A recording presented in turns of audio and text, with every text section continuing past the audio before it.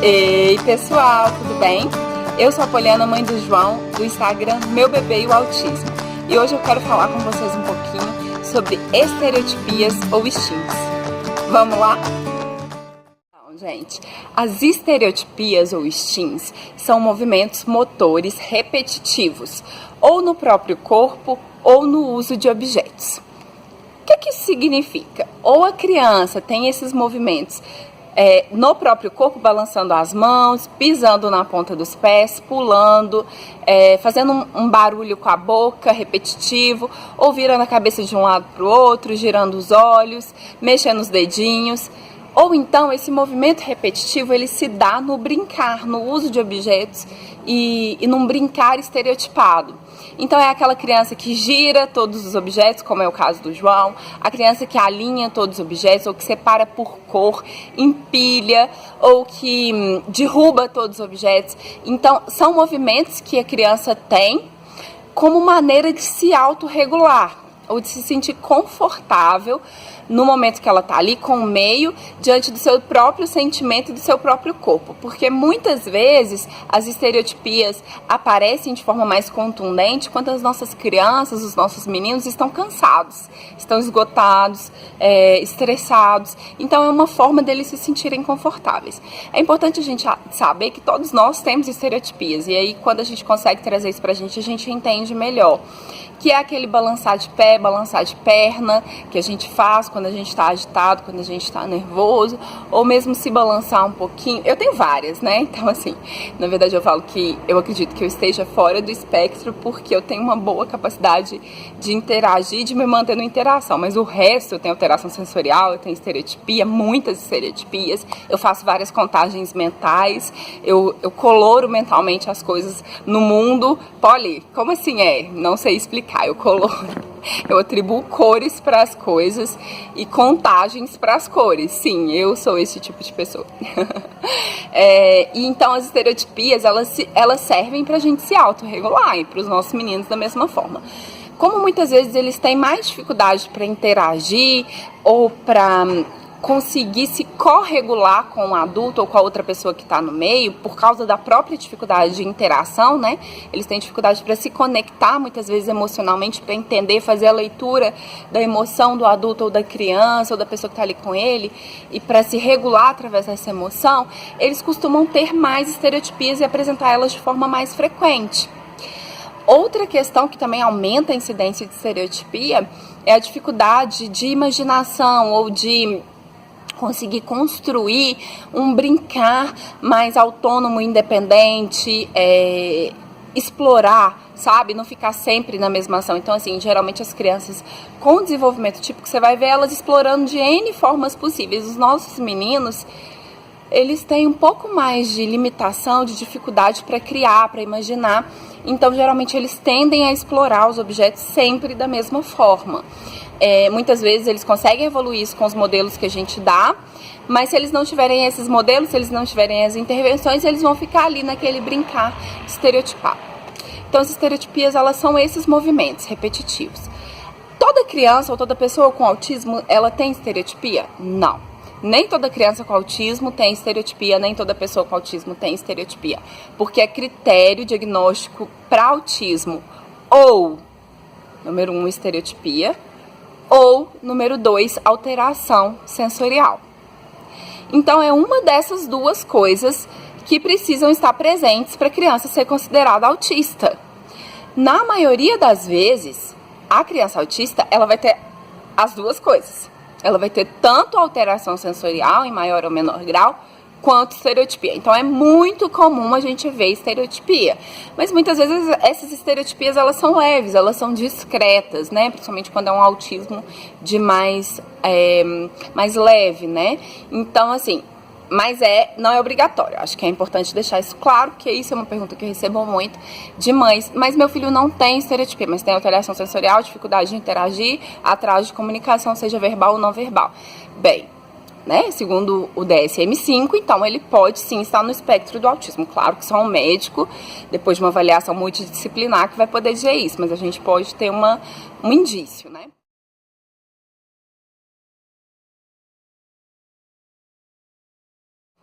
E é isso. Então, as estereotipias, nem toda criança com autismo tem, não é obrigatório que tenha, funciona para autorregulação. E qual que é a origem da estereotipia? Ela se origina na busca de uma sensação ou eu vou usar uma palavra que eu acho que é um neologismo, evitação. Então, para evitar uma determinada sensação.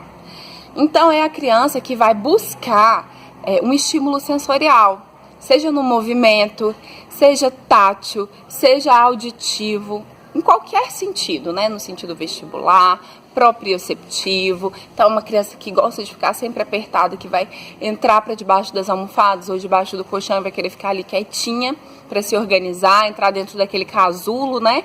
Que tem geralmente terapia de integração sensorial para se organizar. Ou então, ela se origina Ai, gente, não tô sabendo usar outra palavra, vou usar essa mesmo. Evitação de um estímulo sensorial, que é a criança que não quer vivenciar uma determinada situação sensorial e ela evita com o movimento motor, seja tampando os ouvidos quando é um ruído, seja pisando na ponta dos pés quando é um estímulo tátil, né? Pegando no lápis de forma errada quando é na mãozinha. Deixa eu pensar se eu lembro de mais alguma de evitar. A seletividade alimentar, né? Criança que cospe tudo, que cospe todo pedacinho de coisa. Então, assim, tem várias maneiras que isso se apresenta. E desde que esse movimento, de que essa ação motora, ela se dê de forma repetitiva, a gente considera uma ação estereotipada. E é estereotipada porque é muito comum a gente ver em crianças com autismo. Então, é como se aquilo gerasse o estereótipo de um autista, né? O estereótipo é aquilo que é muito comum, que é lugar comum para pessoas que estão na mesma classe, né? Então, é lugar comum para os autistas ter estereotipias, ter movimentos repetitivos, que a gente denomina de estereotipias. E aí, quando a gente fala que as estereotipias, elas se originam na busca de um determinado estímulo ou na rejeição, acho outra palavra, na rejeição de um determinado estímulo, a gente consegue conectar isso melhor com a autorregulação, ou com a necessidade de se acalmar, de se organizar, de se regular. Porque se eu estou evitando um estímulo que está me perturbando, então eu estou me organizando, eu estou me regulando. Se tem muito barulho aqui e isso está me deixando estressado, desorganizado, eu não consigo mais responder às demandas do ambiente, se eu tampo o ouvido, eu já consigo me organizar melhor. Não, eu já voltei a pensar, agora eu consigo pensar de novo, eu consigo me focar no que é importante e consigo evitar aquele estímulo que está me incomodando. Então, assim, pisar, né, na pontinha do pé, quando a textura do chão incomoda, tudo isso é uma forma de se autorregular. E a busca de um estímulo que é muito gostoso também é uma forma de se autorregular. Então, eu busco o abraço, ou toque, ou colocar objetos na boca, né? Inclusive, é uma estereotipia que eu também tenho, oral, de ficar sempre com algo na boca. Então, assim, crianças que o tempo todo estão com objetos na boca, eu gosto de sempre estar mascando chicletes ou com uma bala na boca, porque isso me organiza. Então, as crianças que têm essa necessidade, elas estão buscando um estímulo que dê conforto para elas, que tragam organização, que tragam essa sensação de acolhimento, né? Tá mais gostoso assim, eu consigo ficar mais calma assim. E aí, a gente tem uma gama de estereotipias, né? A gente tem as estereotipias relacionadas ao movimento, que são a busca de movimento, que é o famoso flapping, né? Que é correr para lá e para cá, meio sem sentido, girar no próprio lugar, balançar a cabeça de um lado para o outro, como se estivesse fazendo não, mexer os olhos, girar objetos, que busca movimentar. Acho que eu vou falar uma bobagem aqui, é alguma coisa nos olhos, não sei se é um nervo, que dá a mesma sensação de movimento, né? E a gente tem várias outras estereotipias. A gente tem estereotipias que buscam sons, crianças que vibram a boca, como o João, que faz né, que produzem ecolalias, que é a reprodução de determinados sons ou frases fora de contexto, né? Então, aquela criança que fica repetindo uma frase que ela ouviu durante o dia. Que panela bonita, que panela bonita, que panela bonita, bonita, até me enrolei. fora de um contexto, né, fora da hora, ou aquela criança que repete tudo que o adulto fala de forma imediata, mas sem contexto. Então você pergunta para a criança: que horas são agora? E ela já está numa idade de responder, já era esperado que ela conseguisse responder. Ou, que cor é aquela bola? E ela fala, em vez de responder, ela fala: que cor é aquela bola? É uma ecolalia. Essa ecolalia pode ser imediata, pode ser tardia, de uma palavra que ela ouviu, tá ali martelando na cabecinha dela e ela externaliza, né? Pode ser também, igual o João tem, de ficar cantando várias músicas quando ele vê objetos. Então ele vê a lua e ele começa a cantar uma música relacionada à lua. Ele vê uma estrela, ele começa a cantar uma música. Ele vê um carro, ele canta, porque é uma maneira de dar sentido pro mundo dele, né? Crianças que ficam passando a mão em texturas, no sofá, na parede, ou pegando na gente o tempo todo, beliscando, apertando.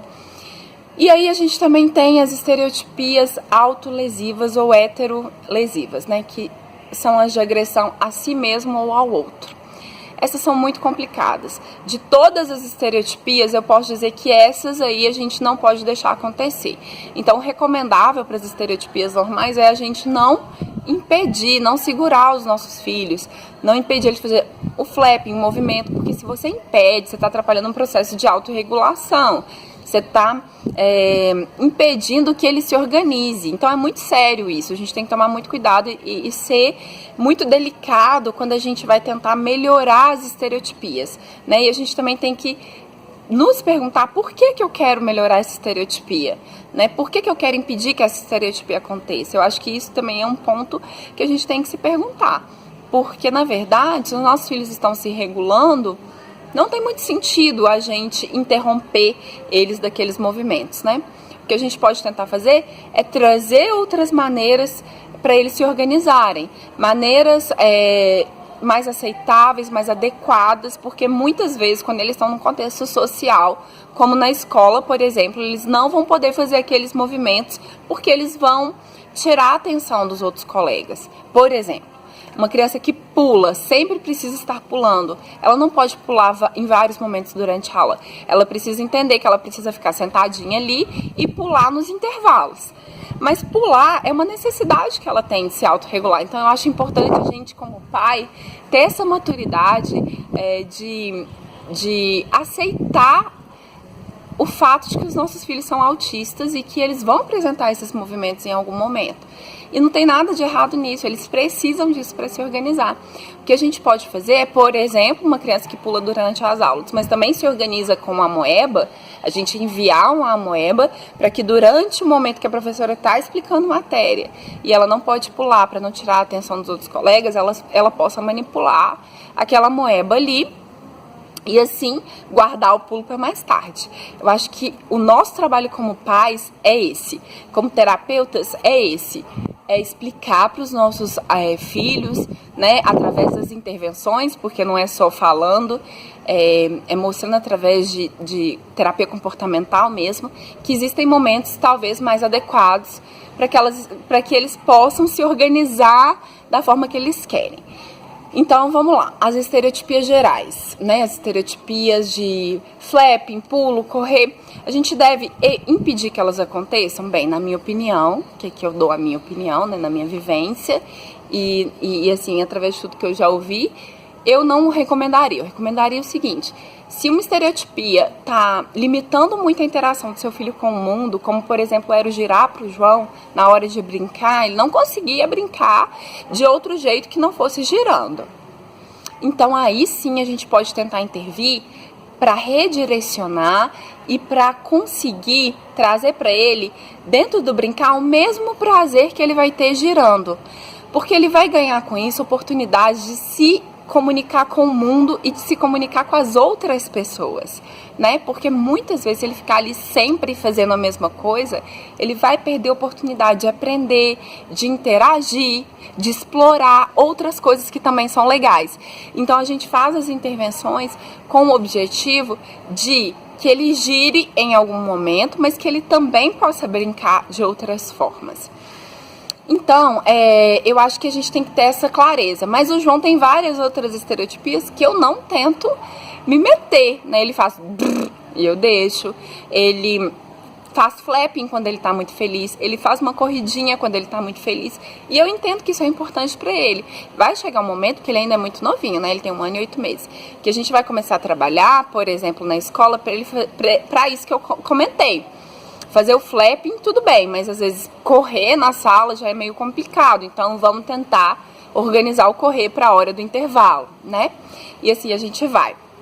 Agora, as estereotipias de autoagressão ou de heteroagressão, mordida, bater a mão na cabeça, bater a mão no peito muito forte, se morder, bater a cabeça na parede, se jogar para trás, se debater, entre outros, gente, é extremamente angustiante. O João tem algumas estereotipias assim, ele apresenta alguns comportamentos assim, e esses sim devem ser impedidos, porque a gente não pode deixar eles se machucarem, né? E assim, impedir e tentar entender que isso acontece no momento de muita frustração e angústia. Os sentimentos, eles são uma maneira, né? A gente fica triste, a gente chora, a gente grita, a gente se desespera. Isso tudo é uma reação orgânica, algo que você está vivenciando organicamente. Seu coração dispara, você tá com a cabeça doendo, tem alguma coisa te incomodando muito, e aí você externaliza isso através dos sentimentos. Eu acredito que as estereotipias de autoagressão, elas são assim também. As crianças estão muito angustiadas, elas estão muito sobrecarregadas, elas já estão no limite delas. E aí elas têm essas estereotipias porque elas não conseguem comunicar pra gente adequadamente a angústia que elas estão sentindo. Então elas se agridem, elas batem na outra por essa dificuldade. Nesse caso específico, eu acho muito importante a gente trabalhar emoções, porque a gente não pode deixar isso acontecer, a gente não pode deixar os nossos filhos ficarem tão angustiados, tão desesperados, ao ponto de não conseguirem mais... É como se fosse assim, eu não aguento mais isso, não aguento mais viver aqui, eu vou me bater ou eu vou bater em outra pessoa. Então, eu acho que é muito importante a gente tentar nomear para eles. Você tá cansado, filho? Você tá com sono? Entendi, você tá cansado. Vamos descansar, vamos tomar um banho relaxante, vamos comer uma comida que você gosta, vamos balançar na rede. Então a gente, como adulto, como pai, como terapeuta, a gente tem que tentar mediar o sentimento deles e a percepção desses sentimentos. Porque eles sentem, mas eles não conseguem perceber isso com clareza e não conseguem exteriorizar com clareza. Aí vem a autoagressão. Então eu acho que é muito importante, assim, nos períodos que eu tenho visto isso com o João, geralmente ele tá sobrecarregado, cansado, no final do dia, e eu falo: filho, você tá com sono? Você cansou de comer? Você não quer mais comer? Acontece muito quando ele tá comendo, porque ele tem muita seletividade. Então você não quer mais comer? Então acabou, a gente pode sair daqui. Você quer sair? Sabe? Ou então, o barulho da última vez que aconteceu foi uma cigarra cantando. É o barulho da cigarra que tá te incomodando, filho? É o barulho? Vamos sair daqui, então tá barulhento, né? Tá desconfortável. Então, no caso das estereotipias de autoagressão, eu acho importante a gente trabalhar emoções fora do contexto também do momento que está acontecendo ali, porque ali não é hora da gente explicar a emoção, é hora da gente nomear a emoção e dar uma solução para aquilo. Mas a gente precisa, em terapia, né, durante o dia a dia da criança, trabalhar essas emoções com a criança, explicar para ela, nomear, mostrar figuras, mostrar situações em que acontecem. Eu fico triste quando meu programa favorito acaba, ou o doce que eu tô comendo acaba. Eu me sinto sobrecarregado, eu me sinto angustiado quando tem um barulho muito forte e eu fico incomodado. Então, assim, claro que com o nível de maturidade que o seu filho ou sua criança está, né? Meu filho é um bebê ainda, eu consigo fazer isso de forma muito rudimentar, mas já começo a fazer e a nomear, porque ele já apresenta comportamentos de autoagressão. As demais estereotipias, gente, aí a gente tem 1 milhão de formas de tentar melhorar, mas eu não vou me propor nesse vídeo a entrar nelas. Eu posso gravar outro vídeo se vocês quiserem, né? Aí vocês me falem aí nos comentários, porque são formas mesmo terapêuticas no dia a dia, e cada uma delas exige uma explicação e mais tempo para explicar. Mas sobre estereotipia, eu queria dizer isso pra vocês. Eu acho que como mãe, como pai, a gente amadurece, a gente começa a apreciar esses momentos nos nossos filhos, a gente começa a achar bonito, né, em algum nível, claro, Eu acho que a estereotipia que mais me incomoda é a oral, porque as outras são só nele, né? A oral, ela abrange todo o ambiente. Então, assim, me incomoda às vezes quando ele tá muito fazendo barulhinho, mas eu tento entender que isso é uma necessidade dele de se autorregular. Então, eu canto com ele nessas horas, eu tento trazer esse barulhinho para um contexto mais funcional, mas eu preciso respeitar o fato de que ele precisa fazer o barulhinho, né? E a gente aprende, porque a gente também tá aprendendo a ser os pais que os nossos filhos precisam. Então, sobre estereotipia, sobre o que é estereotipia, é isso. Se vocês quiserem outro vídeo falando como eu lido com cada uma delas, eu faço, aí vocês me falam, tá bom? Até mais, então, muito obrigada.